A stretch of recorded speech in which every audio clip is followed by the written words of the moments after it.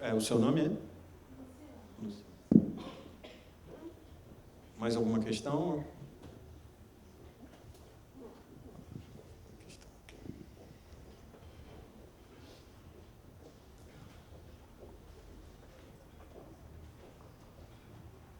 Olá, boa noite. Meu nome é Caio. Eu queria perguntar para o Wilson, e se os professores quiserem responder, também complementar, sobre essa questão da nova direita identitária. Ficou muito para o final. Eu acho que seria interessante fazer uma abordagem com isso, citando alguns exemplos. Um diagnóstico comum no campo da esquerda é que a esquerda está perdendo o povo porque ela se tornou identitária. Então, o brasileiro é naturalmente conservador, tem esse histórico religioso, assim, a gente coloca, e aí a centralidade das políticas identitárias foram progressivamente afastando o povo da esquerda. Existe esse diagnóstico. E aí o senhor fala que a nova direita é identitária. Eu queria alguns exemplos assim para entender melhor o que é isso. Ok, então vamos responder essa e depois a gente abre para mais uma rodada.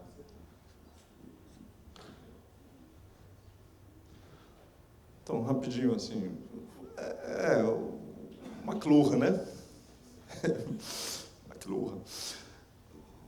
Bom, acho que você quer dizer que sem essa infraestrutura tecnológica, e sobretudo sem o uso que se faz hoje da tecnologia, hoje não haveria Bolsonaro. Eu acho que ele tem certeza disso, né? Tanto que a gratidão dele, e Bolsonaro, como vocês sabem, é uma pessoa com muita gratidão, né? Uma pessoa que ele é grato até o final.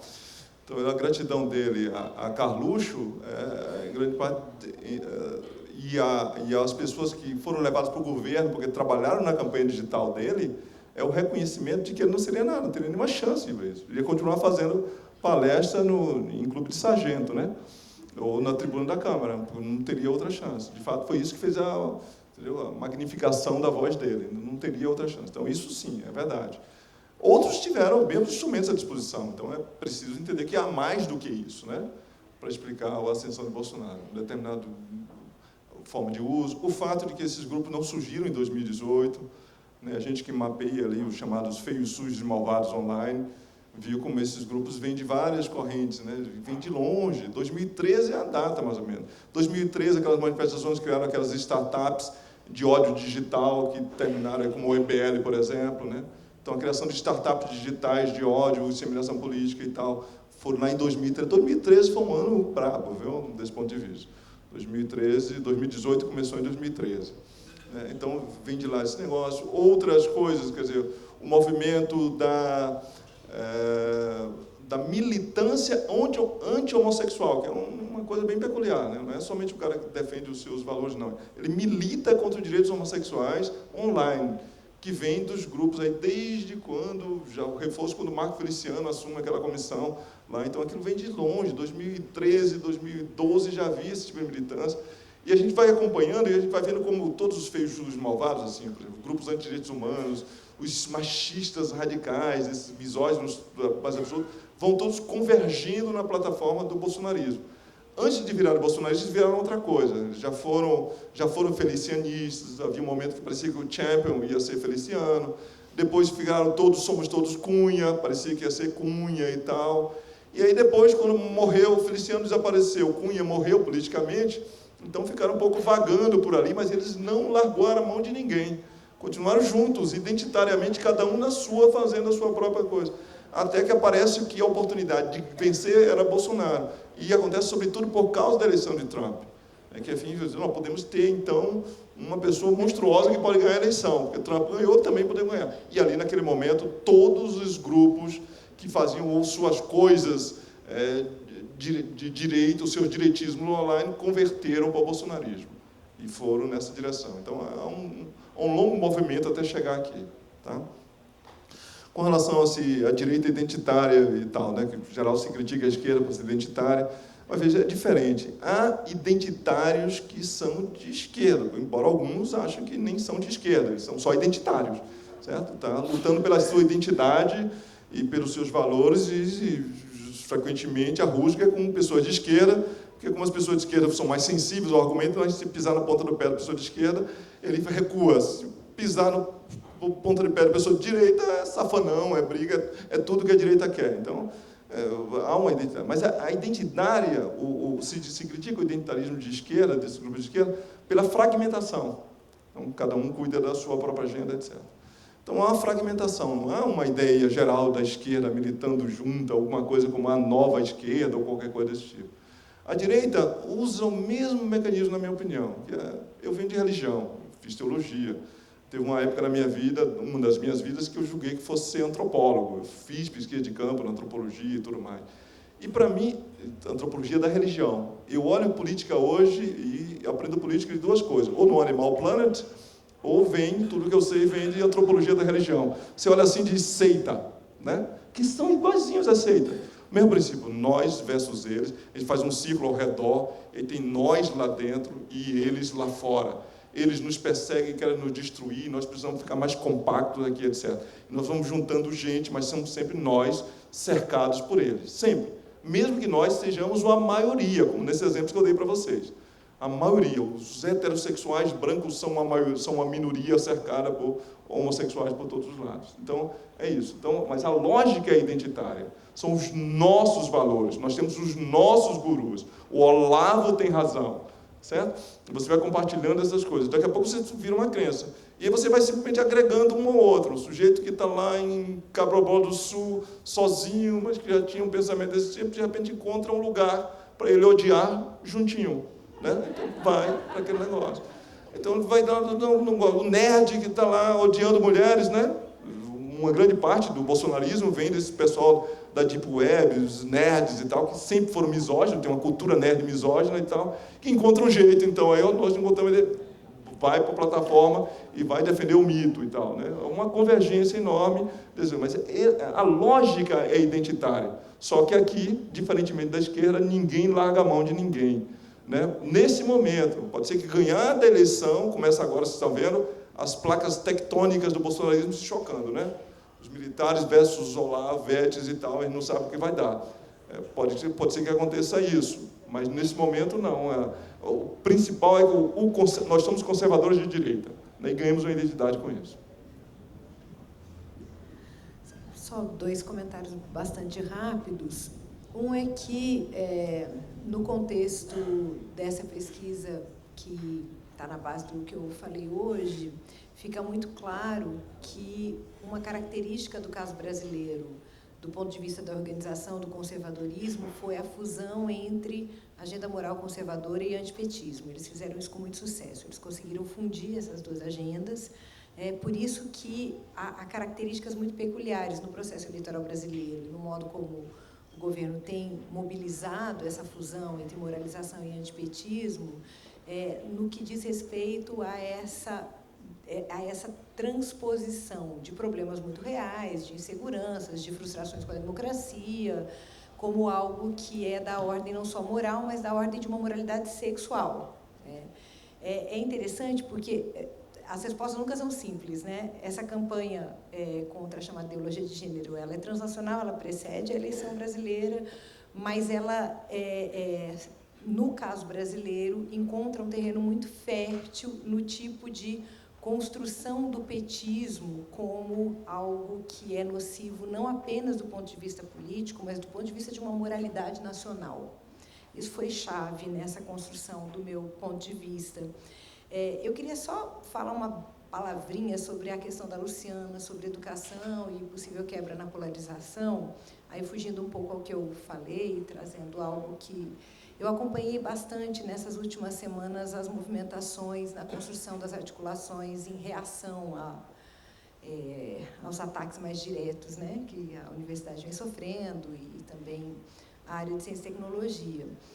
E tem algo que eu percebi acompanhando dentro do Congresso, enfim, que, de fato, essa agenda, por diferentes razões, ela mobiliza parlamentares, grupos políticos de diferentes espectros político-ideológicos.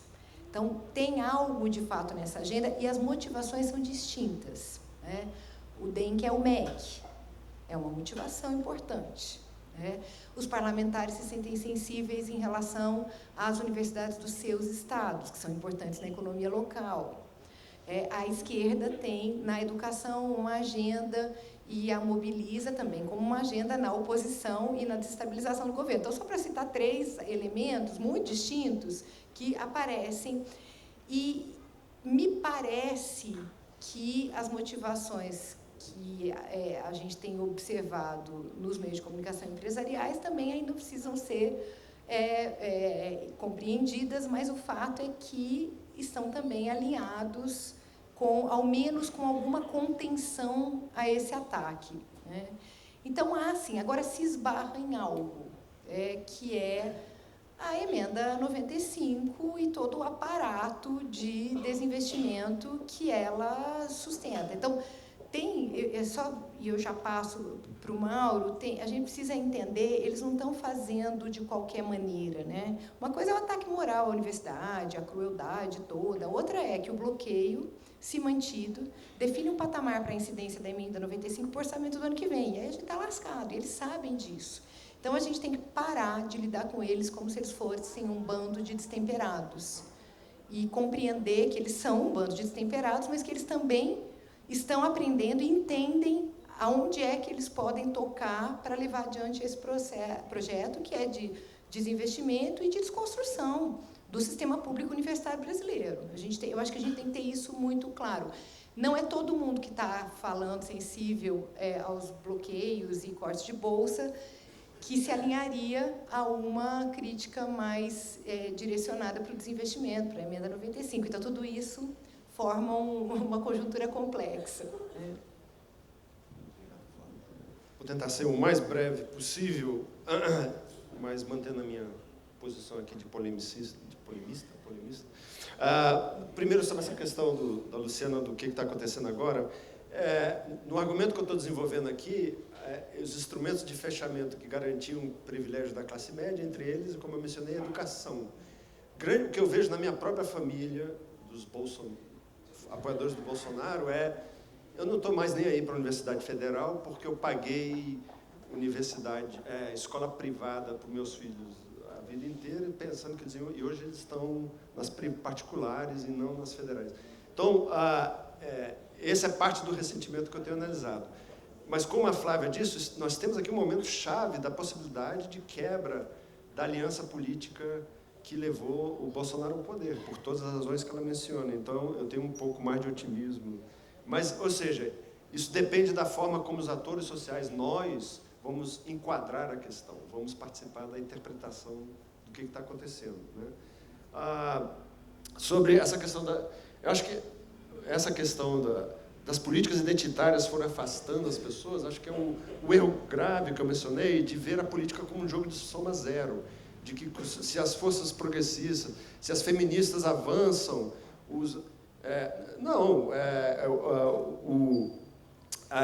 as pessoas utilizam frequentemente o discurso identitário para legitimar as suas posições políticas a posteriori, né?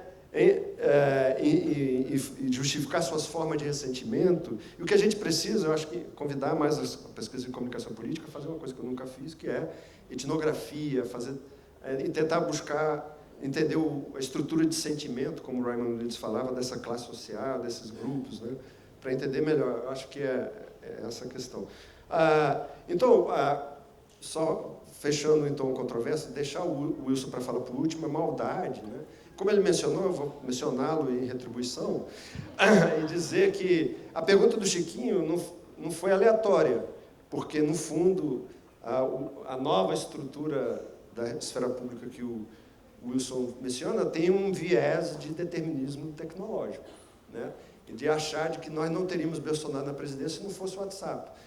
Amanhã estou fazendo uma propaganda aqui oportunista, eu e minhas coautoras, a Daniela Neves e a Bárbara Lima, vamos apresentar o trabalho comparando a cobertura das eleições pela Globo e pela Record e mostrar a importância desse novo alinhamento político entre a Record, os neopentecostais e a coalização do Bolsonaro, e a gente vai dizer que tão importante, ou quem sabe mais importante do que o WhatsApp, foi a entrevista do Bolsonaro antes do primeiro turno, na Record, durante os debates que o Bolsonaro estava boicotando. Então, dizer que foi só as plataformas digitais e não a televisão tradicional, que teve um papel importante político nessas eleições, me parece equivocado. Enfim, deixo mais uma provocação para o meu colega.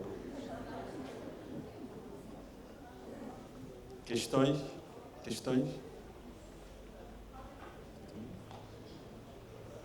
Obrigado. Alô?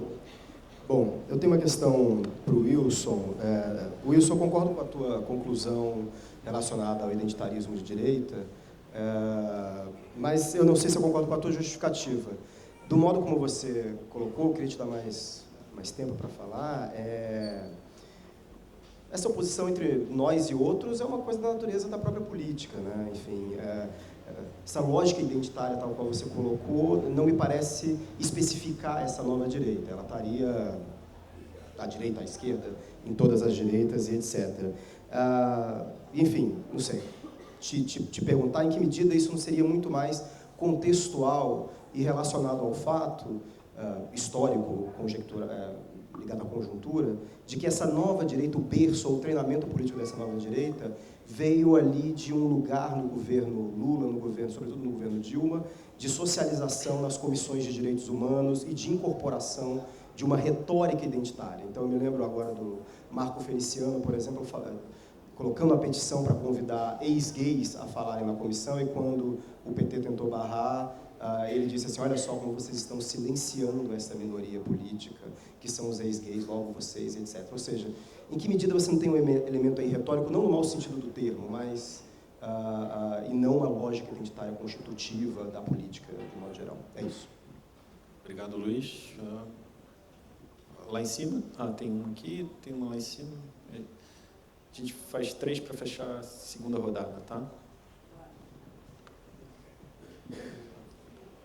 Boa noite, meu nome é Pedro, eu sou mestrando aqui na Ciência Política. Eu gostaria de fazer a pergunta para a professora Flávia Biroli, sobretudo porque eu tive o grande privilégio de acompanhar muitas das reflexões que você apresentou hoje, né? E porque eu estou muito curioso para saber para onde elas vão. E a minha questão tem a ver com muitas das reflexões que eu tenho feito com o Daniel Bob, que infelizmente não está podendo participar aqui. Enfim, o que faz uma peça de desinformação tão mal feita, narrativamente, esteticamente, ter um alcance tão profundo? As pessoas não teriam capacidade de separar o que é verdadeiro do que é mentira? Eu suspeito que conseguem, mas eu creio que a disseminação dessas mentiras absurdas estão relacionadas a uma profunda frustração libidinal de uma importante parcela da população, que tem como consequência o impulso destrutivo do establishment.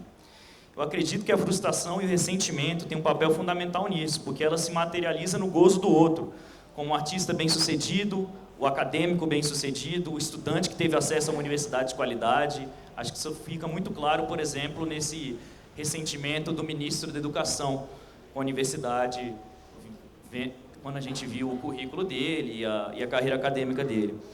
E é uma frustração que vira ressentimento, ela cria narrativas que dão sentido e são mobilizadas pela extrema-direita, né? Como a questão do globalismo, do marxismo cultural, e que, se forem enfrentadas, serão frontalmente rejeitadas como fake news. Então, eu gostaria de saber, professora, a sua opinião sobre essa questão da frustração e do ressentimento, qual é o papel disso? Ok, obrigado. Tem mais uma lá em cima. Antes, tá ótimo, perfeito. Já vamos lá, tá? Já vamos aí.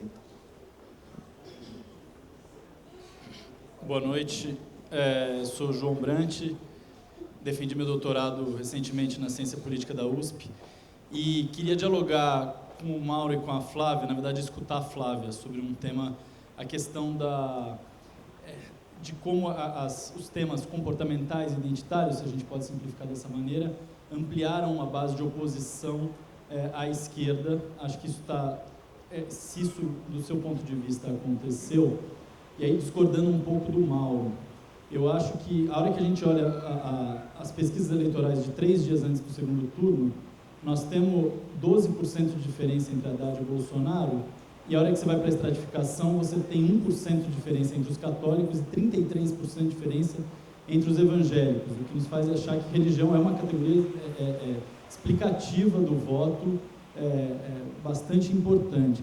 Então, se é verdade que a esquerda, ao ampliar o seu apoio às pautas identitárias comportamentais, não só o seu apoio, mas o seu envolvimento, ampliou a sua base de oposição, eu queria te ouvir, Flávia, se seria possível atenuar essa contaminação da oposição política pelas pautas comportamentais, sem abrir mão delas.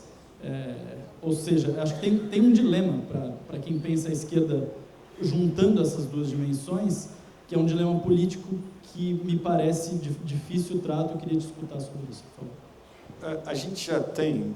o seu nome é? João. A gente está meio terminando o tempo, então tem uma pergunta lá, e a gente faz essa rodada de 4 e fecha, porque também aqui, senão o pessoal aqui vai me matar. E temos um tempo aí restrito. Boa noite, eu sou a Sayonara. Eu prometo, a pergunta é bem simples, na verdade é bem simplória. Eu acredito que tenha ocupado vários debates, várias rodinhas de amigos, assim, no dia a dia, depois das eleições, mas eu queria ouvir de vocês, quem na mesa se sentir à vontade para falar. Mas essa questão, voltando mais uma vez à questão da eleição do Bolsonaro, a gente sabe que antes de ser eleito, ele era extremamente, como ainda a gente sabe, mas assim, ridicularizado, exposto de diversas formas. Ele contribuía para isso, obviamente, né? Mas a gente tendia a compartilhar falas bizarras, entrevistas de falas minimamente toscas, e eu queria entender ou ouvir de vocês a opinião de que forma que vocês enxergam que essa exposição tenha contribuído para essa emergência aí do nome Bolsonaro. Obrigada. Tá ótimo. Bom, começar com...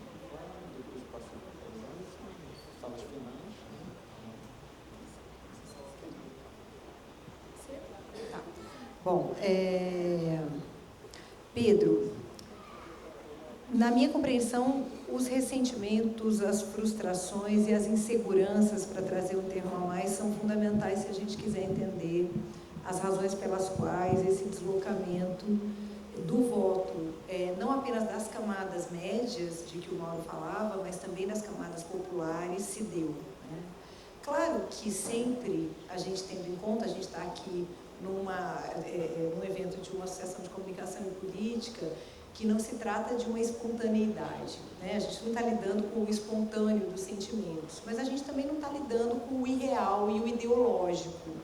Eu acredito que a gente tem que encontrar um ponto aí de compreensão desse processo de mobilização de sentimentos de frustração, de insegurança, como um elemento a ser considerado na construção das adesões nos processos eleitorais. Mas eu mencionei muito o caso da Colômbia, que eu tenho observado muito de perto. São dois casos que eu tenho observado muito de perto, em que isso aparece bastante, o Peru e a Colômbia. No caso da Colômbia, aquele momento final da votação do plebiscito, né, da paz entre o Estado colombiano e as Farc, hoje há vários pesquisadores afirmando isso, teve ali uma virada que teve relação direta com o fato de que houve uma acusação de infiltração da ideologia de gênero no Pacto de Paz, né? O que aquilo despertou nas pessoas? Trata-se de uma mentira? Sim, estrito sensu, sim. Mas a questão é, por que ela mobilizou sentimentos e posicionamentos contrários ao acordo de paz entre populações muito tocadas pela violência na Colômbia? Eu diria, provavelmente, no mínimo tão tocadas pela violência quanto por questões morais que as incomodem. A presença mais aberta da homossexualidade nas sociedades latino-americanas, digamos, como uma questão. Então, por que neste momento essas frustrações, esses ressentimentos, essas inseguranças são assim mobilizadas, né? Eu estou bastante convencida de que existe uma moralização na forma de uma politização reativa a agendas que são identificadas com uma democracia que não entregou o que prometia. Sabe? Estou bastante convencida disso. Então, essa democracia dos anos 90, dos anos 80, que incorporou em alguma medida a agenda da diversidade, permitiu essas novas identidades como forma de ressignificação da própria agenda de direitos humanos, não só de agendas específicas, ressignificação da agenda de direitos humanos, ressignificação dos próprios processos democráticos, das suas falhas, né? Essa democracia entregou muito pouco para a maior parte da população. Então, assim, eu não discordo do que o Mauro disse sobre a importância de se compreender o ressentimento nas classes médias. Mas eu acredito que se nós não compreendermos por que foi possível despertar os ressentimentos e inseguranças das classes populares, a gente não entende o voto, a gente não entende o resultado das eleições, né? E por que isso tem se dado em tantas partes. Tá?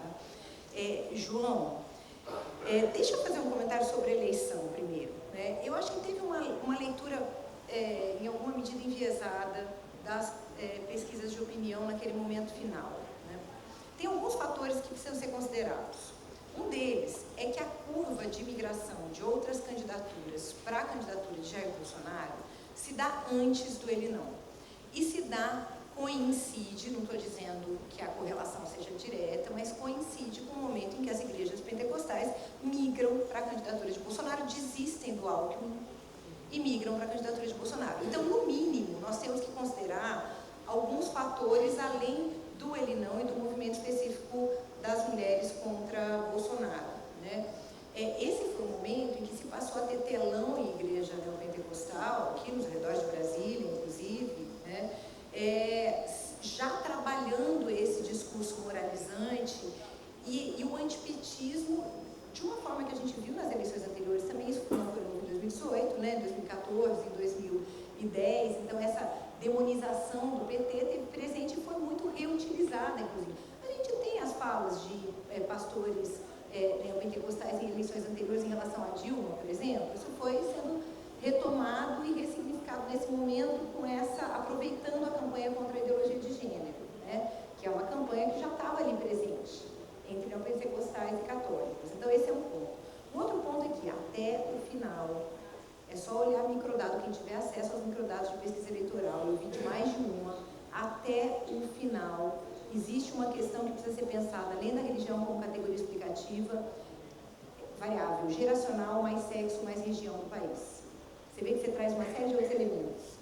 Mulheres jovens permaneceram resistentes a votar em Bolsonaro até o final. Mulheres jovens da região norte do país, o menor eleitorado que ele teve, segundo as pesquisas, na fase final.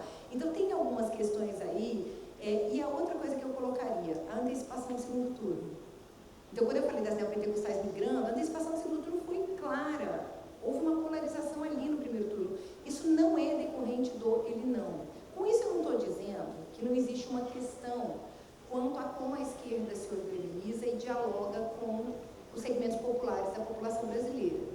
Minha posição é, se nós queremos democracias mais fortes e substantivas, nós precisamos ouvir quem tem protagonizado a crítica aos limites da democracia, que são as mulheres e a população negra. Não tenho dúvida disso. Essa é a crítica mais forte que tem sido feita, a articulação mais forte que tem se apresentado é essa, porque nós não estamos falando de movimentos de trabalhadores e sindicais nos padrões de 10, 15, 20 anos atrás. Então, se a gente não se der conta disso nesse processo de articulação da esquerda, da crítica da democracia, e cair na ideia de que é o identitário, eu tenho problema até com a noção de identitário, como é colocada aí, eu não vou me alongar para passar para os meus colegas, a gente pode conversar em outro momento, mas a gente corre o risco de retirar desse quadro de rearticulação das esquerdas o que parece mais potente hoje, inclusive na articulação de juventude em segmentos sociais mais pobres da população, que é uma coisa que a gente tem que prestar atenção também. Obrigada. Ok.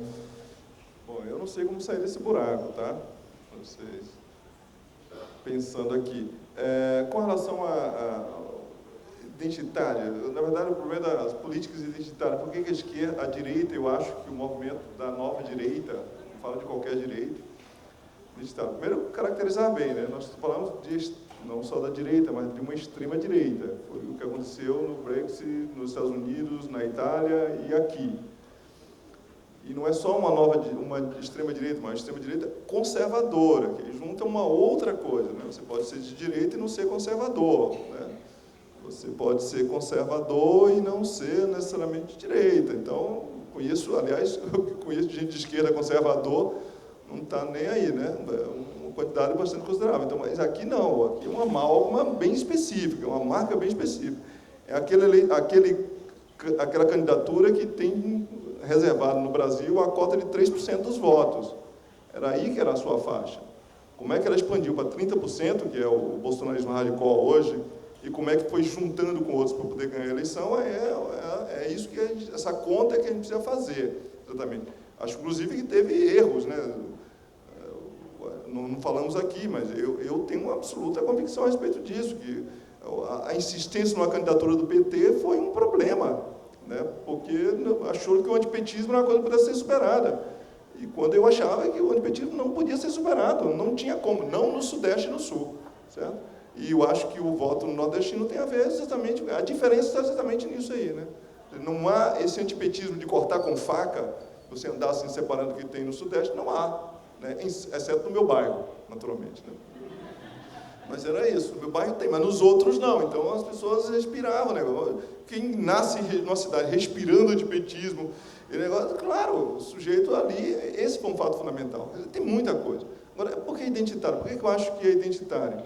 Por que esse negócio do nós versus eles não aparece todo lugar, não é da natureza? É, da natureza da política, retórica, de fazer contraposição, facções, precisa de cores, não tem uma cor, tem outra. Isso faz parte do jogo político, da disputa, da divergência, etc., né?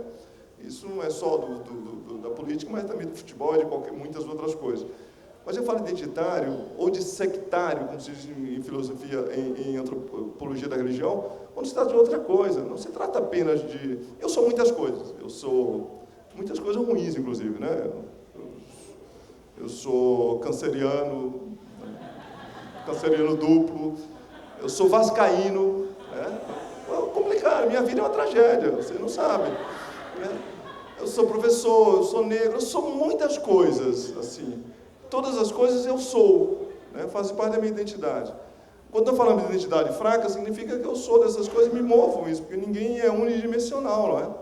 Aprendemos essas coisas basicamente, não somos unidimensionais. Então, às vezes eu sou professor, às vezes eu sou mais canceriano, às vezes eu sou mais vascaíno, às vezes são mais coisas aí, entendeu? Então, as pessoas podem ser muita coisa, mas tem um determinado momento em que o sujeito se identifica e ganha identidade forte quando ele se põe numa determinada posição. E a partir do momento ele fala, eu como negro, certo? Ou quando o sujeito fala, como tínhamos aqui no Brasil. Quem conhecia gente de direita no Brasil? Ninguém, não havia direita no Brasil. O partido de direita no Brasil se chamava liberal, certo? Ou no máximo republicano, mas a maior parte se chamava social. Né? Então, claro, ninguém era de direita no Brasil. Não havia partido de direita no Brasil, não havia pessoas de direita no Brasil. A direita foi saindo do armário a partir de 2013. E foi saindo a partir do momento que ela encontrou identidade. Identidade significa muita coisa, inclusive afeto, a coragem de se expressar, a coragem de se apresentar, a coragem de reivindicar um valor para a sua própria posição e achar que a sua proposição tem superioridade sobre outras posições, inclusive. Né, por várias razões, inclusive porque eu sofro mais do que vocês, né, inclusive porque historicamente eu sofri mais do que vocês, porque inclusive eu sou oprimido. Um menino de direita na escola é oprimido pelos professores, tadinho, né, que querem fazer, como é que chama? Colonização, doutrinação ideológica, etc. É isso, o menino vai ver a Disney, vai ver lá Frozen e tal, está lá fazendo doutrinação lésbica na menina e tal, é isso, coitadinho. Percebe que é muito mais do que nós versus ele? Não, é assim, nós minoria perseguida num determinado tipo de discurso, e nós ficamos juntos, nós somos a última resistência, nós somos aí a aldeia de Asterix cercada de romanos por todos os lados, né? Assim que os romanos passarem, todos viram gays, por exemplo, né? Então nós resistimos, somos a última resistência. Não se trata apenas, é isso que a antropologia da religião é interessante, não se trata apenas de uma marca, uma cor, nada. É uma posição existencial ser de direita, da direita conservadora. É existencial, é como eu me defino como pessoa. Isso vale mais do que a minha vida, inclusive. O identitarismo forte chega a esse ponto que esses valores valem mais do que a minha própria vida. Então eu luto por ele, eu trabalho o dia todo, eu me dedico a isso. Eu sofro, né, por causa disso. É esse movimento, nessa direção do sectarismo, da política identitária, que a direita fez. E aí tem galvanizado, de fato, um conjunto de pessoas. As pessoas não adianta a edição do Jornal Nacional. Né? Nem importa a Record só serve porque a Record confirma o seu próprio ponto de vista. E ele continua consumindo fake news, mesmo que a gente diga assim, é fake news, todo mundo diga, várias agências digam que são fake news, mas as agências fazem parte da esquerda também. Né? A universidade faz parte da esquerda, os intelectuais fazem parte, tudo faz parte da esquerda. A esquerda dominou tudo, controlou tudo. Nós só temos um antagonista para nos proteger. Nós só temos os grupos do Carluxo e do Eduardo Bolsonaro para nos proteger. Então, é a nossa identidade, nós vamos resistir contra isso tudo. É disso que eu estou falando quando falo de política identitária de direita. Né? Alguma coisa a mais do que isso. E com relação a Mauro, assim, você vai ter a última palavra, naturalmente, mas, aliás, muito justamente, vem mais longe e tal, etc. Mas eu diria assim, se tem uma coisa que é clara para mim, eu acho que nunca houve uma eleição tão clara de quais foram os fatores que produziram o efeito dessa eleição. Né? Assim, o antipetismo foi, né, um certo conjunto de plataformas, aí, uma insatisfação da classe média, dos setores produtivos com o PT, um acúmulo de ódio, até pelo desgaste, o PT ganhou muitas eleições, então há uma posição, há muitos elementos colocados aqui. Agora, do ponto de vista instrumental, acho que não tenho nem dúvida de que a ecologia midiática da direita, o grupo do WhatsApp, os novos blogueiros de direita, youtubers de direita, veja o tanto de youtubers de direita que foi eleito nessas eleições, né? Youtubers de direita, podcasters de direita, né? Construir essa ecologia, como ela foi decisiva nessa eleição. Um fato fundamental foi, você via Bolsonaro, pequenininho, desafiando o Alckmin, que tinha quantas vezes o tempo de TV? 20 vezes, 30 vezes. Né, o tempo de TV, negócio, e não mudou nada. Aliás, Alckmin saiu menor do horário eleitoral do que entrou, em termos de intenção de voto. Bolsonaro desdenhou a Globo e as entrevistas da Globo o tempo todo, preferia fazer live no Facebook o tempo todo. Quando vem para o seu time a Record, outras coisas, vem porque ele já tem uma posição, porque ele garante audiência para essas coisas. Porque os grupos lá mobilizam, vamos ver a Rede TV, vamos ver a Record, etc. Então, eu acho que não, que nesse caso a ecologia midiática de direita, eu acho que nunca foi tão claro numa eleição o papel de um determinado conjunto de instrumentos de comunicação política, nesse caso, que é isso que eu chamo da ecologia midiática de direita. Quer dizer, não teve desafiante. A televisão, assim, nós podíamos testar isso, inclusive modelo preditivo, né? Se Alckmin ganhasse a eleição, aí ele fazia haver para isso. E, na verdade, nós falamos muito de direita e tal, mas a eleição não foi feita para Bolsonaro ganhar. O impeachment não foi feito para Bolsonaro ganhar a eleição, óbvio que não foi feito para isso. Tínhamos uns candidatos para ocupar esse lugar, né? E foi tomado da direita também este lugar. Então não foi só a esquerda que perdeu, a direita também perdeu essa eleição pela incapacidade de usar outros recursos além da televisão. É isso. Bom, passamos da hora, está todo mundo cansado. Vou tratar da pergunta que foi feita, que ninguém teve oportunidade, até pelo tempo, de tratar sobre a exposição do Bolsonaro em que ele era ridicularizado. Eu acho que é problemático tratar por exemplo, da ridicularização. Existe uma forma de ridicularização em que você naturaliza aquele que você está ridicularizando e as suas posições políticas. Então, um dos estudos, eu não estou me sentindo muito bem, porque um dos estudos que eu fiz e nunca escrevi nada foi sobre o CQC. Então, lá atrás, já tinha o Bolsonaro ganhando exposição no CQC. E é o tipo de humor em que você ridiculariza o entrevistado, mas mobiliza a audiência para rir com ele das minorias, dos grupos sociais que ele está estigmatizando. Né? Então, eu acho que o humor, a lá CQC, a lá Danilo Gentili, é tão parte dessa transformação política profunda que nós estamos vivendo, como os grupos do WhatsApp. Né? Então, eu acho complicado julgar. Ele foi ridicularizado mesmo. E ele é ridicularizado. O fato de que ele é ridículo é parte do coquetel Molotov que as pessoas jogaram no sistema político. Né? É igual o Trump. Tem um artigo muito interessante de um analista político que usa um artigo do Barthes comparando luta de boxe com luta livre. A gente, às vezes, na comunicação política, está analisando a política como se fosse uma luta de boxe, quando, na verdade, a eleição se transformou numa luta livre, em que é tudo encenação, é tudo... E parte do eleitorado, a encenação é realmente jogar um coquetel Molotov, né, nesses partidos aí, PT, PMDB, PSDB, né? Vamos jogar aquele cara lá que estava todo mundo rindo dele. Então, é muito complicado achar que havia um ambiente hostil a uma liderança política como o Bolsonaro. E, finalmente, essa questão das questões identitárias, alguém acha que realmente que Bolsonaro não teria sucesso político se as feministas tivessem ficado quietinhas, se as mulheres negras não teriam tomado as ruas, né? Se o movimento negro não tivesse reivindicado e conquistado as cotas raciais, né? Eu diria que foi o contrário. O problema é que a esquerda tradicional não construiu uma identidade para esses setores que foram socialmente incorporados. Ou seja, de forma ainda mais provocativa, dizer, o problema do lulismo é que ele não foi populista o suficiente.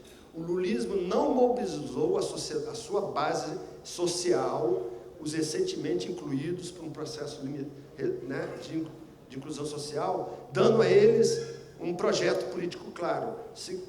Em grande medida, se permaneceram muito apegados ao jogo político tradicional, ao financiamento ilícito de campanhas, em vez de construir um discurso populista mesmo, de ir para o debate, o embate político e mobilizar esses setores recentemente incluídos.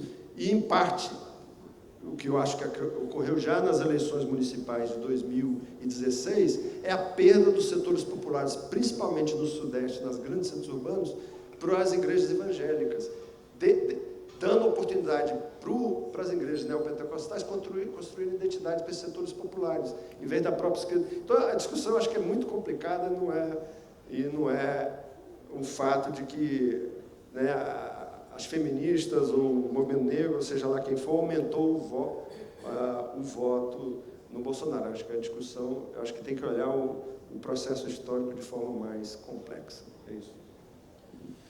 Ok, então estamos encerrando essa nossa primeira mesa. Agradeço ao professor Amaral Porto, ao professor Flávia Biroli, ao professor Wilson Gomes.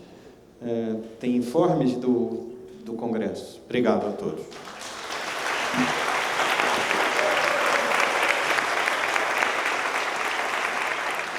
Lembramos que amanhã, às 9 horas, teremos aqui no auditório do Memorial Darcy Ribeiro a primeira mesa de debates.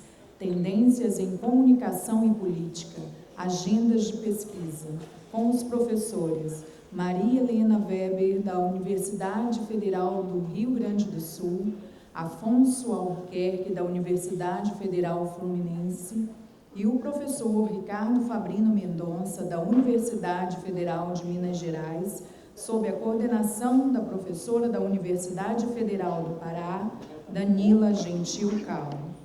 Convidamos todos agora a participarem do coquetel de abertura do 8º Com Política, que acontecerá à saída do auditório. Declaramos encerrada a abertura do 8º Com Política. Desejamos a todos um ótimo congresso e uma boa noite.